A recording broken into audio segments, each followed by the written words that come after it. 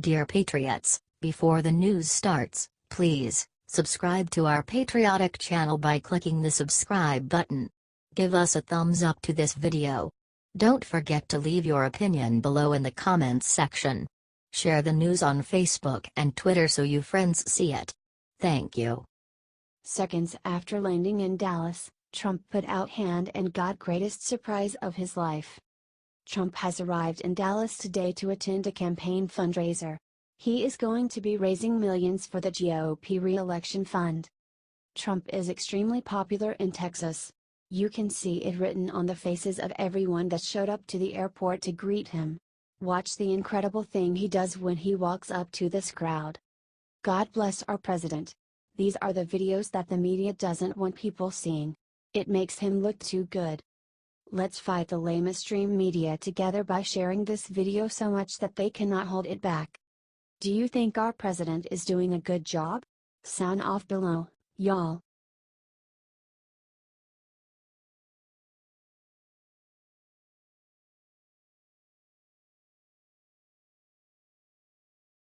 Traitor.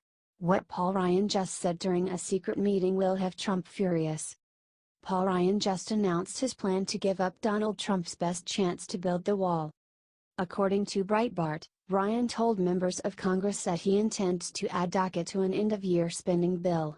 The comments came during a meeting that was closed to the press, but his plan leaked shortly after the meeting ended.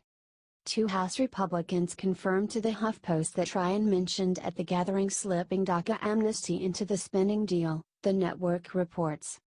When Donald Trump announced the impending end to DACA, he did so under serious legal pressure. His predecessors started the program illegally and several attorneys general were about to launch a legal battle against DACA that the White House would surely lose.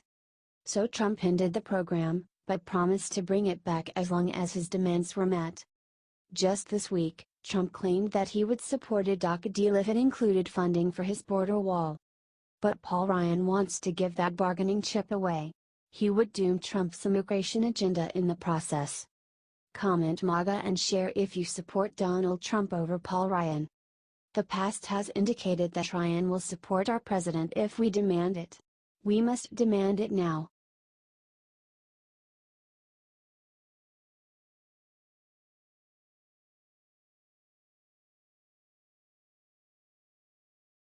Rosie O'Donnell breaks silence on what Trump's epic win did to her. Entire USA laughs out loud. Remember the debate when Megyn Kelly got nasty and tried to trap Trump with comments he made about Rosie? Megyn badgered him asking if he ever called women fat pigs and he looked right at her and said, "Only Rosie." It was perfect Trump, funny, honest, irreverent and strong. I think at that moment he won the race because America had never seen a politician so bold and unafraid. Like a breath of fresh air. When Trump won and Hollywood and the media went numb, a few like Rosie promised to leave the country. With bated breath we waited but they never left. Just stayed around popping up to bash Trump on occasion before they go back under their rocks. But one Hollywood celebrity has been quiet. Rosie O'Donnell. Besides a few Trump-bashing tweets she has not spoken in public on what Trump's win did to her. Until now. In an interview with W Magazine, Rosie reveals the depth of her despair. It was a severe shock to my entire essence and my beliefs in the order in the world. And to think that the man who had abused me so viciously and with impunity for over a decade was now running the country. You abused him too, you holier than thou fake martyr. She continued. I haven't done any interviews since he's been elected. I haven't been on television doing interviews since he's been elected. It has taken me a full year to integrate the reality of him being a president in a way that I don't come across as either so full of rage that no one can hear my words, or so sad that I can't articulate the level of pain. It didn't work. You still sound bitter. I did a lot of therapy. I wasn't in shock anymore, as much as I am devastated, disappointed, disheartened, and depressed by the reality of it. I wasn't in pure panic mode like I was that day and that week. There are people who tell me, oh, it's going to be another year, another 2 years, and I seriously worry whether I personally will be able to live through his presidency, and whether the nation will be able to live through it and survive. I thought you were moving, Rosie. You have money, pack it up and go to France or Canada or whoever will have you. And make it snappy. HT the Blaze.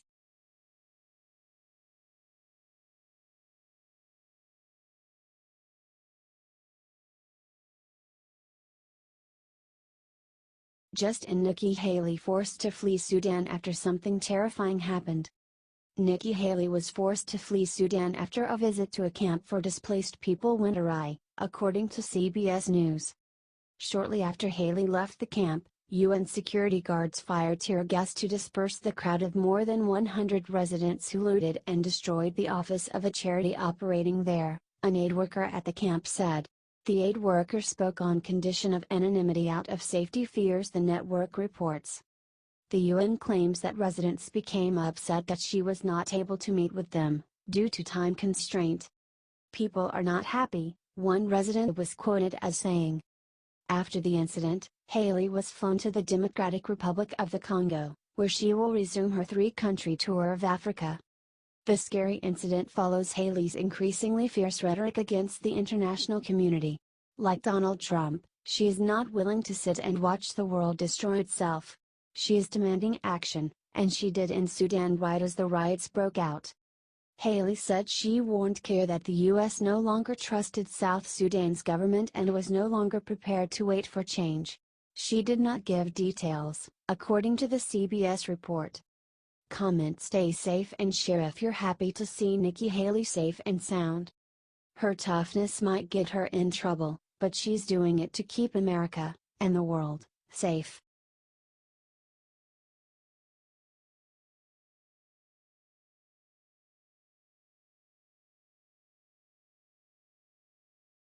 Months after Trump saved Puerto Rico, San Juan mayor just did dirty deed to stab him in back. The mayor of Puerto Rico's largest city is now calling to void the contract to fix the Puerto Rican electrical grid. Whitefish Energy has now signed $300 million contract to fix the electrical grid after the hurricane. San Juan says that the contract is alarming and should be voided right away. It seems like what the Puerto Rican people are going to be paying for, or the American people are going to be paying for, is an intermediary that doesn't know what is at stake here and that really has to subcontract everything. What we need is somebody that can get the job done and that has the expertise to get the job done. This woman is going to single-handedly try and ruin all the efforts that have gone into saving her country. That's just plain sad. Share this to get this to our president. They need to be warned that there are snakes in the grass in Puerto Rico. What else could you expect from a Democrat?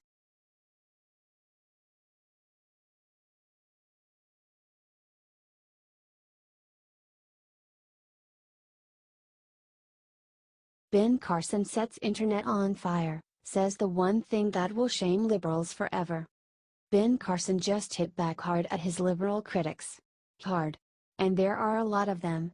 Because the left is jealous of Ben's success, of his story, of his past, everything, because Ben destroys the phony narrative that the Democrats have been crafting behind the nanny state. Ben is opposed to it because he, unlike Nancy Pelosi, knows what the heck he is talking about. He lived through some tough times and in some rough places, and he knows what it takes to come out the other side intact. When he was named Housing and Urban Development Secretary by Trump, the left went nuts. Said how could Trump pick Ben for such an important position?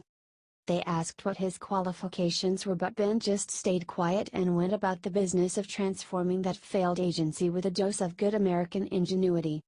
According to the Free Beacon, Ben was speaking at the Hills Newsmaker Series event when he was asked about the hardest part of his new position. What were some of the obstacles that you saw? He was asked. Was it maybe not thinking outside the box, that idea that you just raised? Have you changed the mindset at HUD? Carson said HUD was run like most other government bureaucracies and detailed how that is a soul-crushing existence for all involved. Full of useless rules and regulations and petty nonsense. Turf wars and politics and pensions were what drove the workers, not the actual job of making people's lives better. And that is the problem with the Democrats. They have failed so miserably they have given up on new ideas. So Carson said he has started small and made HUD start to look towards the end goal, not look at the small rules and regulations that stifle innovation. Then he was asked about his critics and Ben said, "When I first came, a lot of people were saying, but you're a doctor, so you can't possibly know anything about housing, how can you possibly run HUD?" He looked into the camera and said the one thing that will shame liberals forever. "You know, people are so stupid." Correct, and by that he means you liberals. Share if you agree with Dr. Carson.